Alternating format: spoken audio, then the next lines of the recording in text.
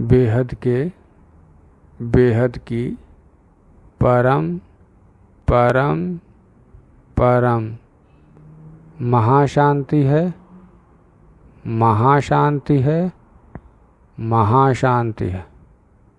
आइए इस पर विचार कीजिए। सीरीज की एपिसोड नंबर 29 पुस्तक है लाइफ इन मल्टीवर्स। अध्याय 7 पढ़ रहे हैं, हमारा ब्रह्मांड कितना बड़ा है। इसके बारे में हमने जाना कि हमारा ब्रह्मांड 14 लोकों का है और सबसे पहले परमधाम बना, फिर शिवपुरी बनी, फिर विष्णुपुरी बनी, फिर ब्रह्मापुरी बनी,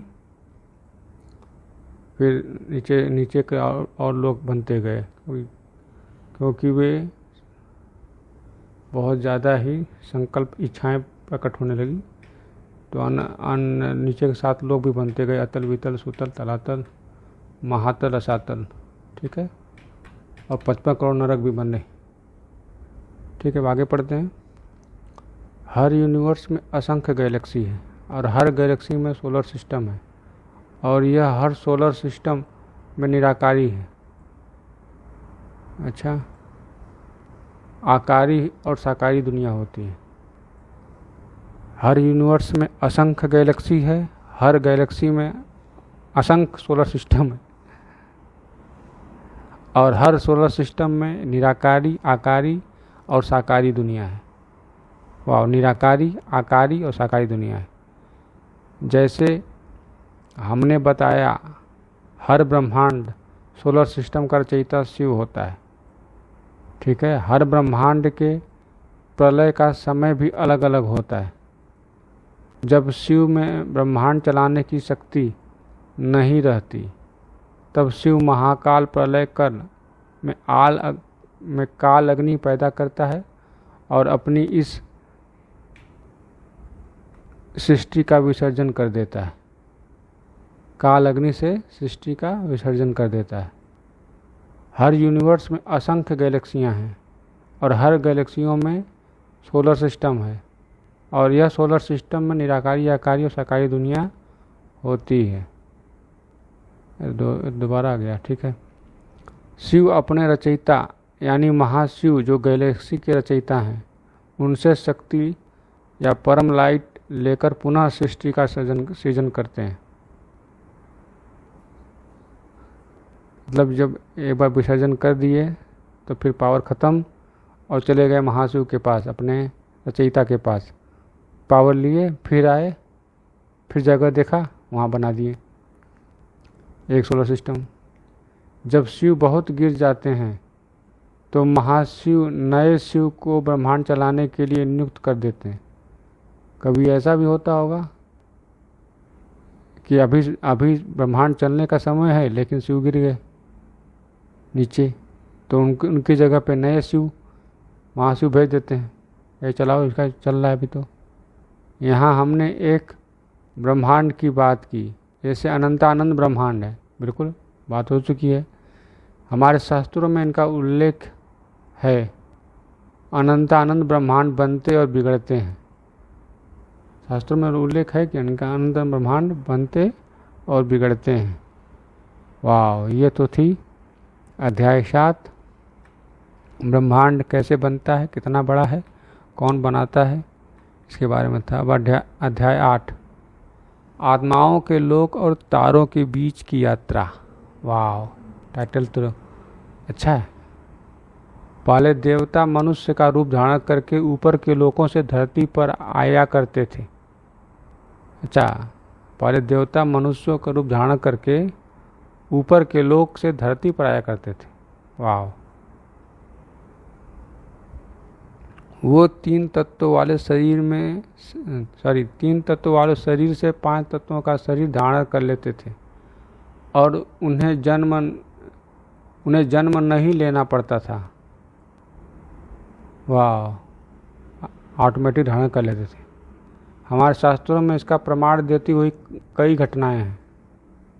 पहले एक संकल्प मात्र से ही इंद्रलोक मतलब स्वर्गलोक की अप्सराएं नदी में स्नान करने पृथ्वी लोक पर आया करती थी और फिर स्नान करके चली जाती थी।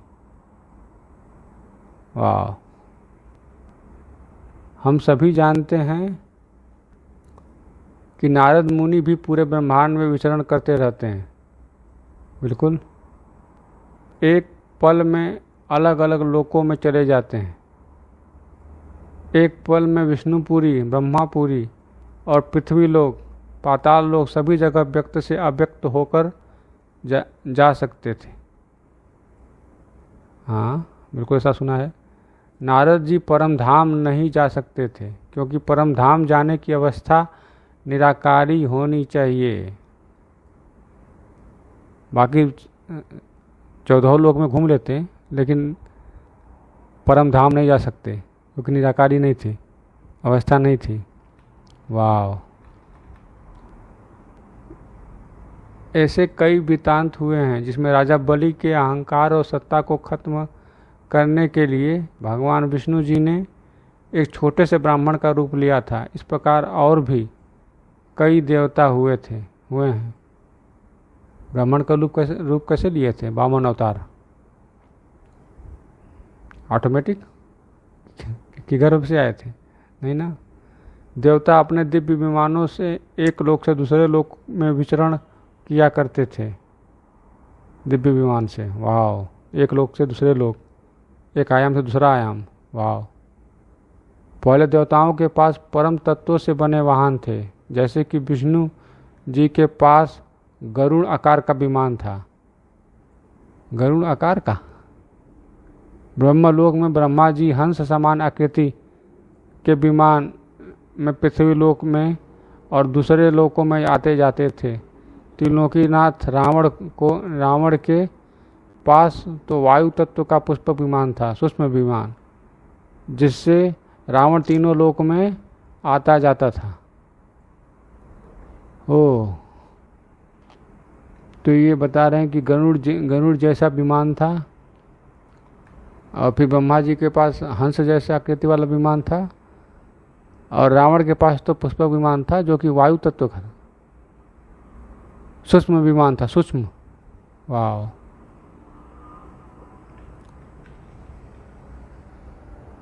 रावण के पास ऐसी शक्ति थी कि वह अपने विमान के यात्री को वायु तत्वों में बदल सकता था और विमान में यात्रा करने वाले लोगों की संख्या के अनुसार विमान को छोटा या बड़ा भी कर सकता था।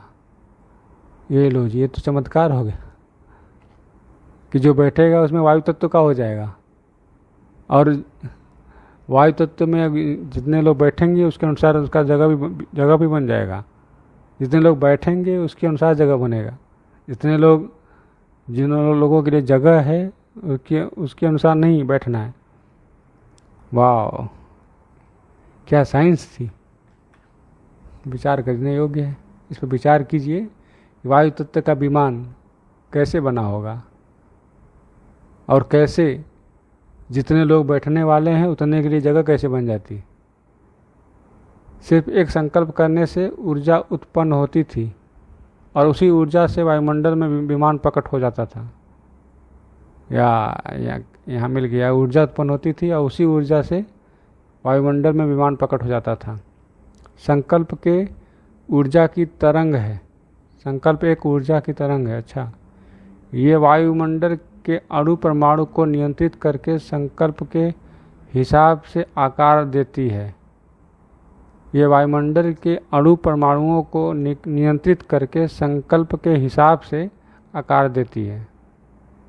वाह, ये तो विज्ञान बहुत ज़्यादा अति गूढ़ विज्ञान है कि संकल्प एक ऊर्जा की तरंग है और ये वायुमंडल में अणु और परमाणु को नियंत्रित करके संकल्प के हिसाब से आकार देती है। वाह, आत्मा जितनी शक्तिशाली होगी संकल्पों में उतनी ताकत रहेगी। वाह, वाहन में बैठने वाले मनुष्य संकल्प द्वारा व्यक्त से अव्यक्त होकर बैठ जाते थे। संकल्प द्वारा ही व्यक्त से अव्यक्त होकर बैठ जाते थे। वाह, और फिर संकल्प करते ही विमान वायुमंडल में विलीन हो जाता था। वाह, ये सब बातें हकीकत हैं और परम सत्य हैं। अच्छा, ये लोग मानेंगे नहीं कि ऐसा नहीं होता, इसलिए इन्होंने लिख दिया गया कि ये सब हकीकत है और परम सत्य है। वाह, पहले देवता और मनुष्यों में इतनी शक्ति हुआ करती थी, पहले हुआ करती थी, अब कहाँ गई? विचार कीजिए।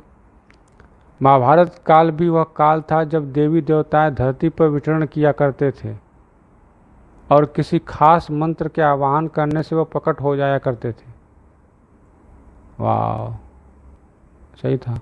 तभी तो महाभारत काल में माता कुंती जी ने 5 पुत्र 6 पुत्र मंत्रों द्वारा ही प्राप्त किए। देवताओं में मुख्य इंद्र, वरुण, 2 अश्विनी कुमार, 12 आदित्यगण, 11 रुद्र, सूर्य, मित्र, विष्णु, शिव, सती, सरस्वती, लक्ष्मी, उषा, सविता, यौम्य, मृत्यु, संध्या, सचिव, द्रोणाचार्य आदि थे। देवताओं में, सब देवताओं में आते हैं, ठीक है। हाँ, उन्हीं में से एक देवी गंगा भी थी। बिल्कुल, गंगा देवी है। देवी गंगा भी इंद्र द्वारा श्रापित होकर धरती लोक पर भेज दी गई थी।